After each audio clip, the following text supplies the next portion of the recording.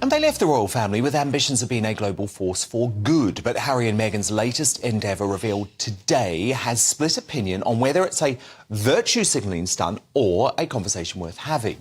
Their Archewell Foundation is officially backing a US charity that's working to normalise men's caregiving roles, including pressuring advertisers to show women mowing the grass and men doing the cooking. Washington-based Equimondo wants to, quote, break the gender binary by encouraging men and fathers to do their fair share of care work. This isn't Meghan Markle's first rodeo when it comes to this issue. Remember this flashback of a young Meg explaining how she pressured Procter & Gamble to change a television advert that depicted only women washing the dishes. OK, so she's been on this a long time, so what do you think? Harry and Meghan right that global advertising bans should eradicate male and female stereotypes. We're doing battle on this now. The socialite and royal expert, Lady Victoria Hervey, and the social commentator and a big Sussex squad supporter, Amy Anzel. The issue I have about this, Victoria, is that actually it's just not really the business of Harry and Meghan and their foundation how corporates want to advertise. Because actually, if they want to advertise products that, for example, appeal to mothers, then they have every right to do so for commercial reasons. This is capitalism, right? Yeah, I mean, look, she's been campaigning on this sort of wokeism mission, I suppose, now since she was a little girl. And look, I don't really want to mow a lawn. Like, great, if you want to. I think this Lady V, dressed like that, I cannot imagine I mean, I don't mowing a lawn ever, to be honest. I would rather... I just think, you know, this is like part of the agenda to change the family unit, to break up the family unit. Social engineering, right? Well, now you look at people's salaries. Now, back in the day when there was just the man that went to work, he was earning more money while the rest of the family was actually being together as a family. Now you have two parents working. They're not even earning the same amount of money as one of them that was working. So, yeah, I just, you know, this is over to you. Prince Harry and Meghan Markle, once hailed as the modern faces of the monarchy, are now at the center of a storm that goes far beyond royal gossip. Lady Victoria Hervey has dropped a bombshell, claiming that the Sussexes are being used to push a woke corporate and political agenda. And for millions of royal watchers, it's the confirmation they've long suspected. Tonight, we're diving into how the once golden couple became the loudspeakers of the global woke movement, and whether they even realize they're being played. When Harry and Meghan stepped down from royal duties, the world was told it was about freedom. Freedom from the press, from the palace, from the pressure. But what followed wasn't independence. It was alignment. Alignment with powerful media networks, elite donors, and ideologically charged institutions that saw in them the perfect poster couple. Glamorous, global, and willing to speak the language of social justice and victimhood. Lady Victoria says it plainly: they're being used. Used to appeal to younger, progressive audiences. Used to create emotion-driven headlines. Used to sell a message. The same message that divides rather than unites. Yeah, I mean, Anzel, why do you like this? Because I sort of feel like we live in a free world. Advertisers and corporations should be able to promote their products however they think it needs to sell their products. So if it's going to appeal to a man mowing a lawn, what's wrong with that?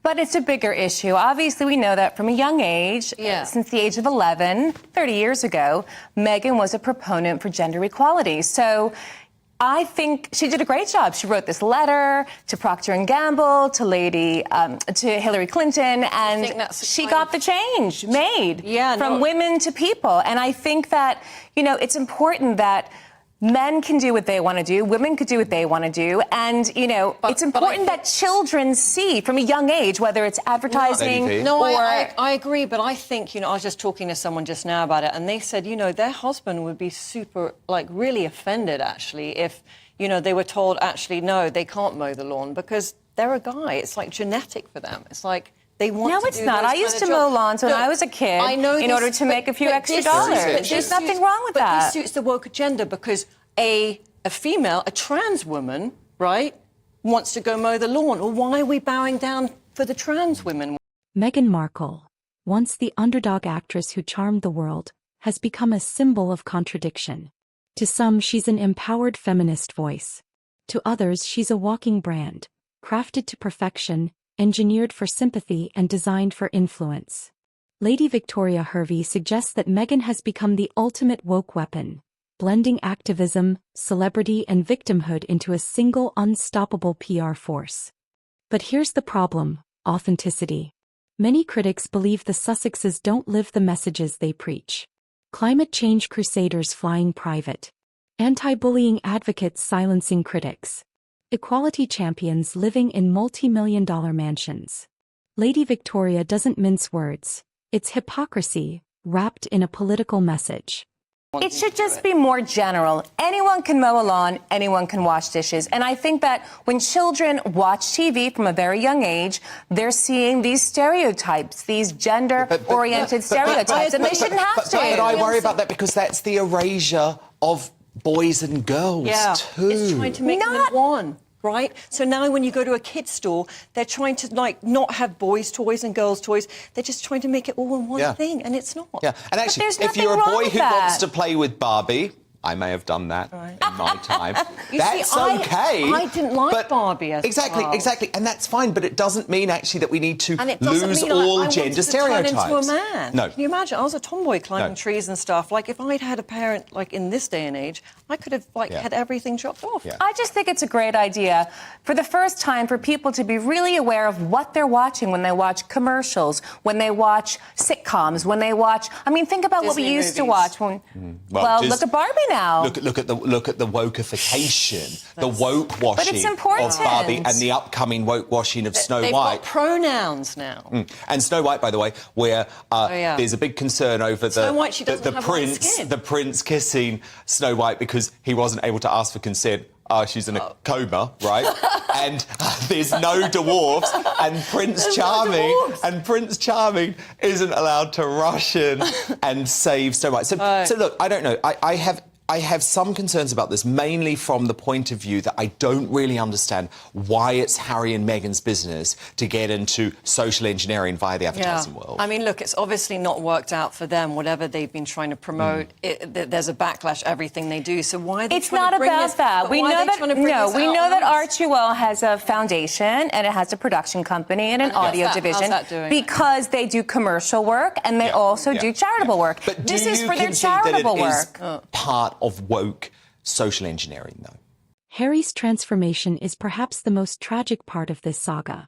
Once seen as the rebellious heart of the royal family, he's now perceived as a shadow of himself, repeating talking points, echoing causes he barely understands, and clinging to Meghan's worldview like a lifeline. Lady Victoria and others believe he's been emotionally captured, not just by his wife, but by a system that feeds off outrage.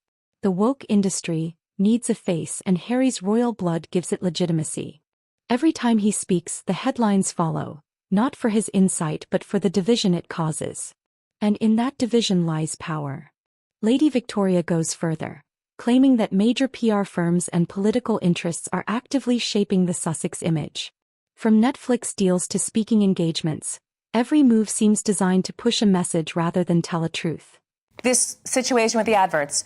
Not at all. I just think it should be open to both sexes. They are being used as guinea pigs to promote this stuff for a bigger agenda. Do you not see Harry and Meghan that? are being used? Yeah. Absolutely not. This is what they stood for even before. Maybe they want to be used. But they're being groomed. Lady V, I think maybe they want to be used. Child. Because look, they've actually published a statement on their website over this. This is Harry and Meghan today, saying the Archwell Foundation is proud to have supported this report. It emphasises the need for media representation that normalises men's caregiving roles. So behind the smiles, the glamour, and the calculated vulnerability, there's a strategy, and Harry and Meghan may not even be in control of it anymore.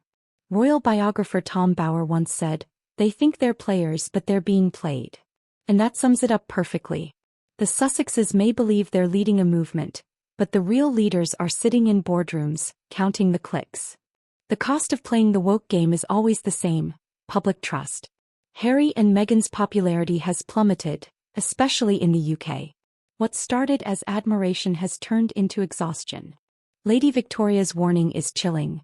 They've traded authenticity for applause, and when the applause stops, they'll have nothing left.